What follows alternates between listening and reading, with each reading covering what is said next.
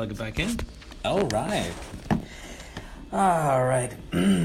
Hey guys, and welcome to Lunch Break with your host, Adrian Zaw. I'm here with Mieke. Hi.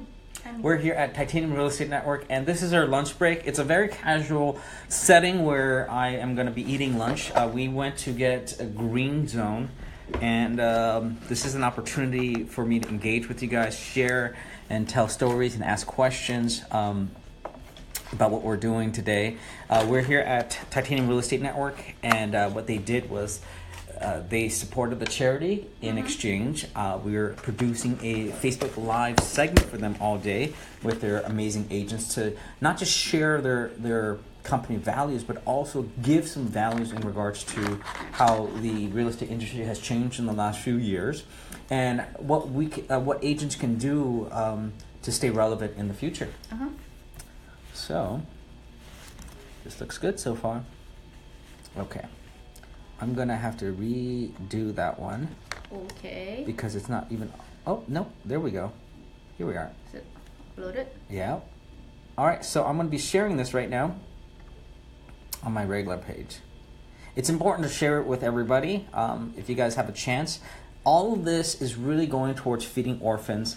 And I said, why not make a little lunch segment where we can engage and talk, like having a little lunch meeting. Yeah. With you guys, and giving a behind-the-scenes look at everything.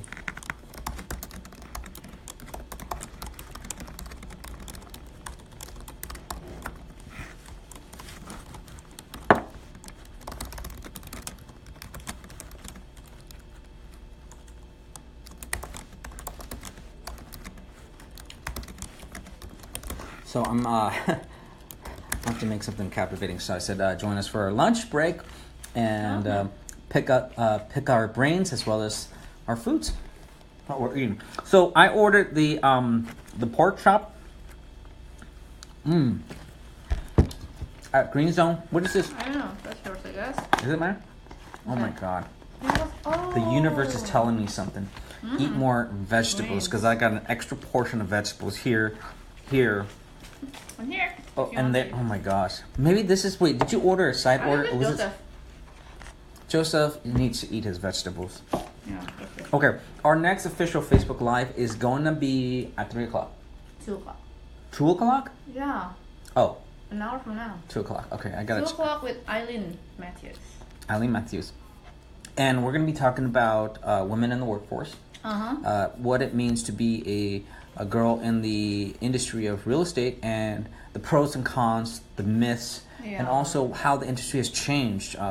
What are some of the troubles? You know, we have a lot of, in today's society and social media, we have a lot of, issues in regards to gender inequality or equality. It's up to debate. True. And how do you feel? Actually, that's a really, before we even get to that point, Mieke, and I get to say, hey, can you represent your gender? How do you feel? What are your thoughts? Because you came from a different background. You came from the Philippines, right? No, Indonesia. No, sorry, Indonesia. That's neighboring country. The Joseph came from the Philippines. Yeah, Joseph Okay. came from the Philippines. So in Indonesia, which is beautiful, and my sister-in-law Rosnawali is Indonesian. Bali is beautiful, and the culture is very friendly. When it comes to philosophies of workplace inequality, how are the gender roles different in Indonesia compared to the United States? Do you see a significant difference? Because you've been here for how long? I've been permanently here for 8 months. Less than 8 months, actually. But I've been In the United States? In the United States. Wow. But in the work industry itself, it's only like a month. So yeah. But growing up, is there a big difference with American culture? Yeah, it's, versus it's Indonesia? very different. Especially, I don't know if this related to the work industry, but like culture. So in Indonesia, it's like a feudal country. So means the man should provide things for the family. While here, like we have to work too. We, aka women, and we have such thing as equality. So in Indonesia, the men have to be the providers. Yeah.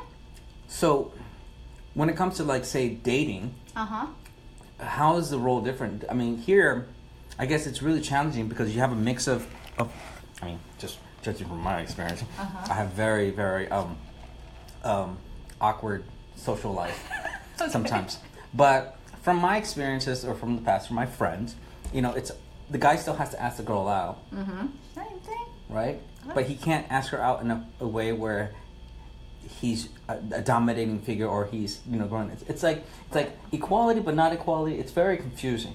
Okay. Yeah. But for like say Indonesia, dating for example, the guy has to make all the moves. Not really. No. It all depends. Okay. Yeah. Okay. Maybe I'm just really not good at any of that stuff, and I should stop talking. But I guess when it comes to the roles of men and women, I mean, so you still have like a traditional way of what the roles of men and women. Man is the breadwinner, sole provider, and everything. But here, there's a huge development of women in the workplace being more empowered to take leadership roles and be the breadwinner in the case. Which, if you are a very wealthy lady, my dad would love to talk to you about prospecting me. Okay. Look at this beautiful man. Can be all yours. Okay, so personal story, very embarrassing, and I think that's just why you guys are joining me. At least I hope. I went to Burma and Myanmar. What's that? My country. To do the charity work. And my dad had been researching a lot and trying to find me a suitable wife kind of material. And his criteria is like, she has to be very successful and rich and wealthy because she needs to be the provider. And I'm like, Dad, I'm okay. I can buy my own food, pay my rent and whatever. It's really, really challenging. But no, she's a wonderful lady, educated. So you met someone. I So that got introduced to somebody. Okay. But I don't know whether she was shy or it was just her personality. By the way, is she on your Facebook? Oh yeah, she probably can see me on my Facebook. Okay, my dad will probably be laughing at me right now, sharing it with her because he shares his stuff with her because he talks to. Anywho, I feel my perspective. No one ever got to hear my perspective. I feel like I was just like brushed off because she's a doctor.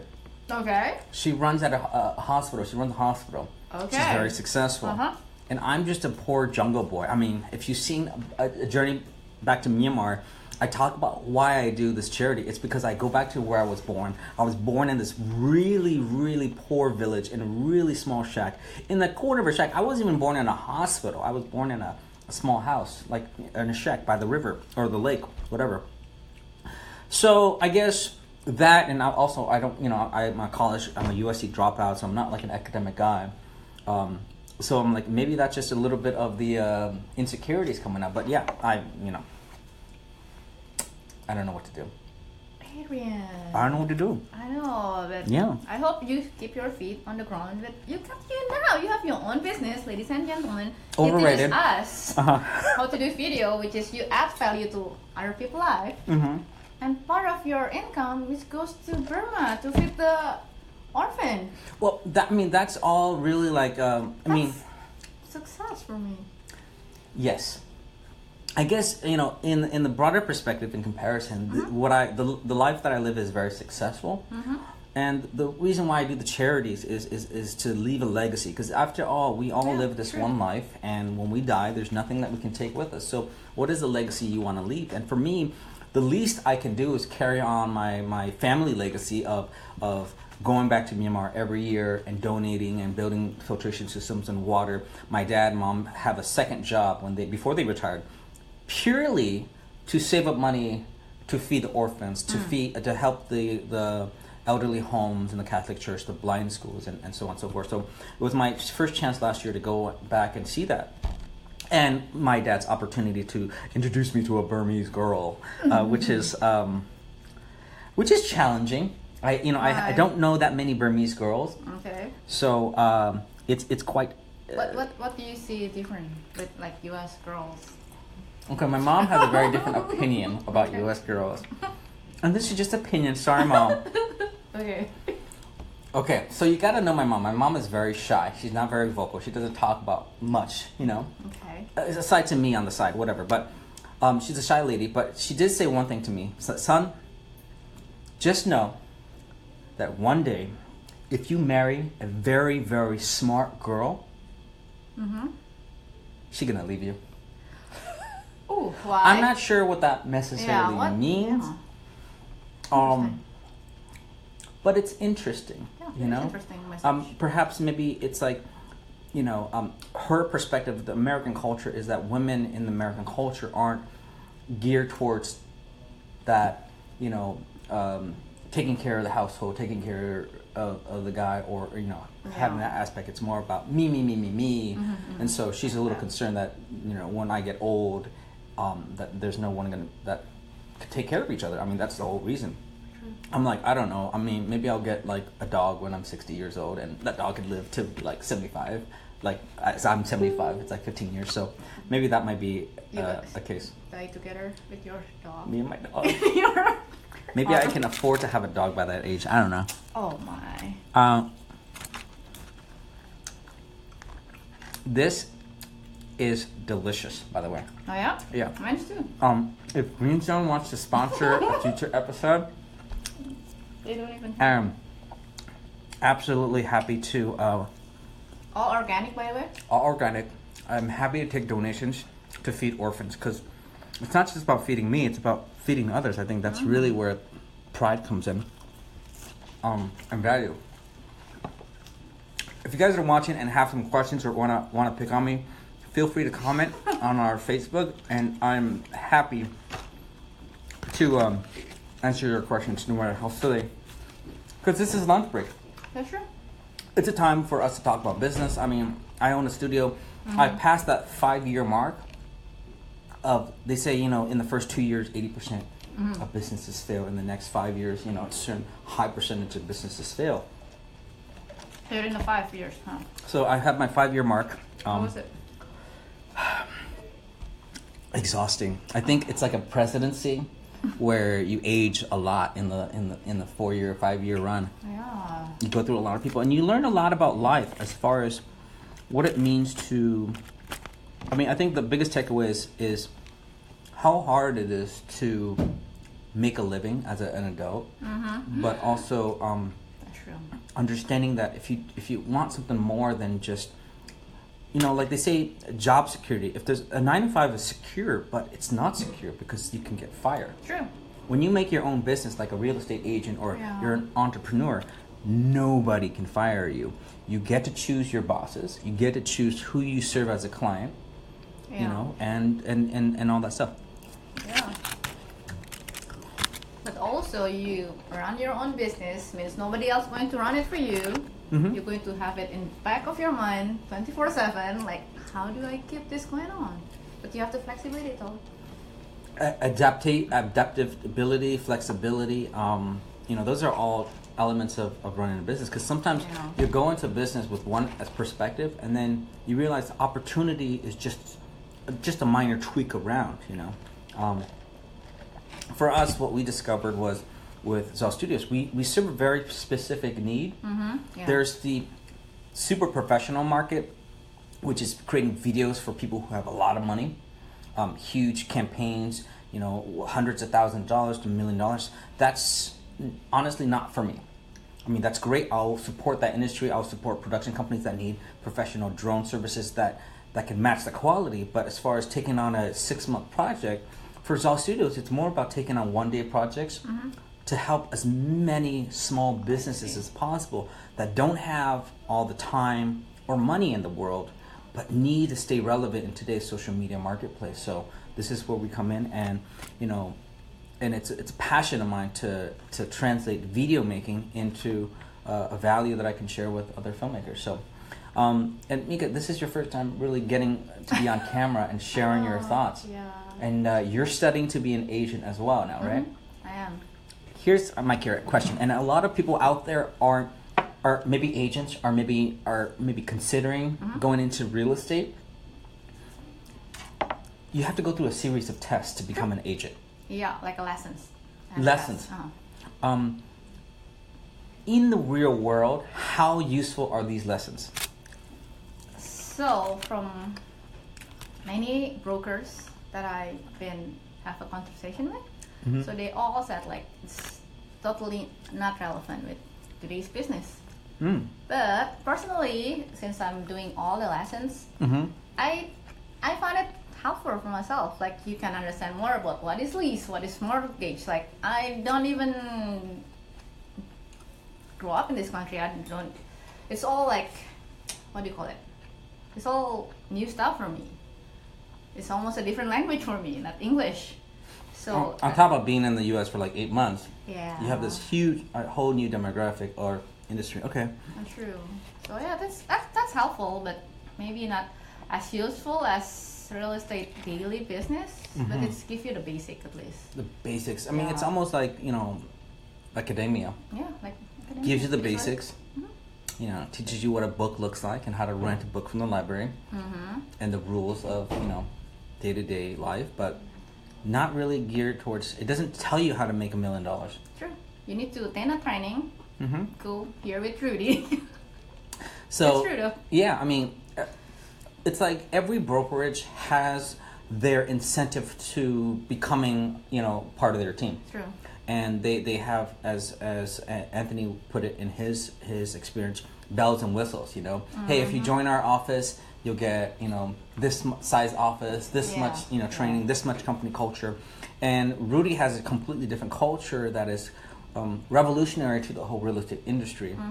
And so that's kind of the exciting part. He, for most agents, what I really appreciate is that for most new agents, they walk into the industry and they're kind of lost. True. For him, he walked you through it, so you don't have to spend wasting too much time prospecting and all that stuff. But we'll get to that stuff at 2:00, And in our lunch break, we're just going our free for all, That's true. really enjoying our food. And if you guys have a small business or a restaurant and want to do a food show, Zaw Studios and be on the influence team to help feed the orphans, I'm all about that.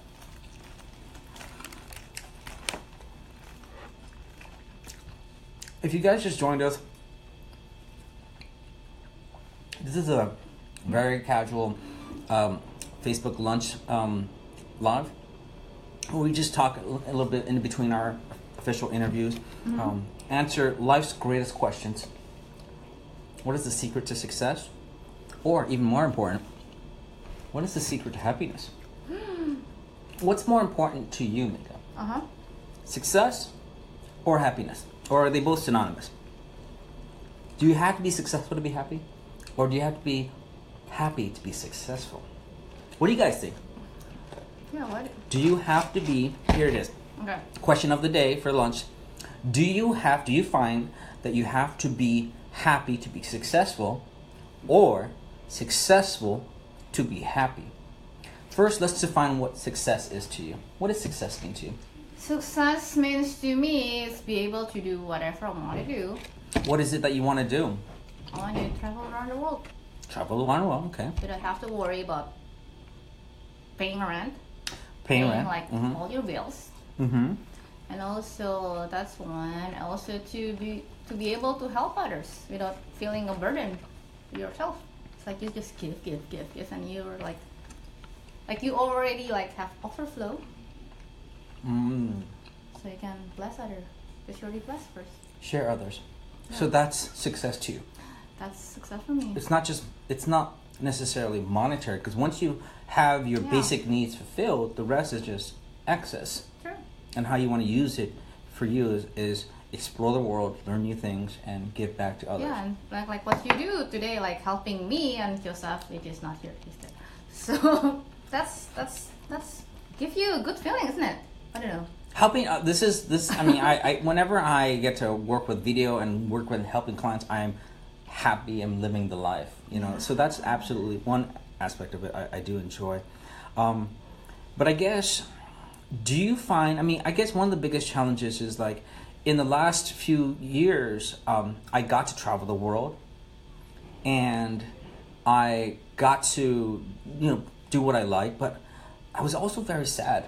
Yeah. Something was missing, and it wasn't like it was more like there's got to be more, because if you are talking about comparing your success, like what kind of car you drive or what kind of lifestyle you have compared to others, you'll never win that match, because the biggest people who shut me down are I mean, aside from myself and my own criticisms, but are if you compare yourself, you know, Mark Zuckerberg is born in 1984.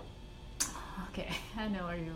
You know where I'm going, right? Yeah. You know, is it important, and I'd love to hear your thoughts, is it important to be the best ever, or is it more important to be the best you that you've ever been? Yeah. So, what do you think? Is it more important to be the best thing ever out there? Like, oh, I'm the best so-and-so, or is it more of like, I am better today than I was yesterday?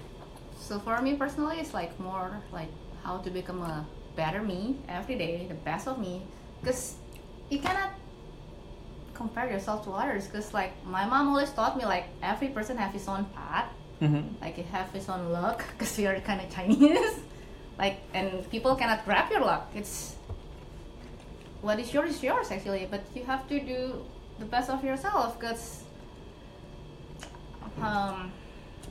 so then it's so challenging and perplexing, because the hypocrisy of social media and the feel-good message is be your best self, except that we're going to say that, but we'll compare you with someone else who's a little better than you. Okay. The thing that so I'll that's learn, challenging, yeah. That's true. The thing that I learned over the years that I'm not young anymore, so try to... Say that again to someone who's 50. That's true. She's very young. Sorry to offend you. I'm 25. Yeah. Back in like, I don't know. I'm 25 at heart. I'm 12 up here, 26 here, and I'll stop it right there. Anyways, so every day we hear a lot of sound in our, and a lot of things that we saw. A lot of messages, yeah. Right? You're Yeah, getting fed a lot of information, huh? On Instagram, when you press explore, it's like all the beautiful life can offer to you. But the thing is, like, I'm kind of spiritual, by the way. Like, or God already grant you a life that's, I don't know, my life is the best, according to me. Like, I have lovely parents, even though they're not perfect. I have a lovely husband now, even though he's not perfect too, by the way, baby. So I have a best in-laws on earth. The best in-laws. Yeah. Never better. The best. Oh my God. The in-laws, the best, yeah. I know, I cannot imagine. She's good. Ooh, I've been blessed. Anyway, so, but there's always a reason if you want to compare your life to others, just like that you said, that you just have to like get rid of that with your own awareness. Yeah, I think the biggest, you know, your biggest competition I found is yourself. That's true. Your own criticism. Conquer yourself. You got to conquer yourself. You got to, I don't know if you want to beat yourself silly, but you got to overcome that negative voice in your head. True. And everyone has that negative voice.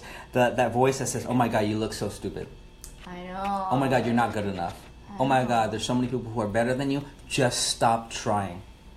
Yeah, you can have that thought. Like, that's negative thought is like so easy to pop. Yes, it's so easy to consume. Yeah. Because it's so convincing.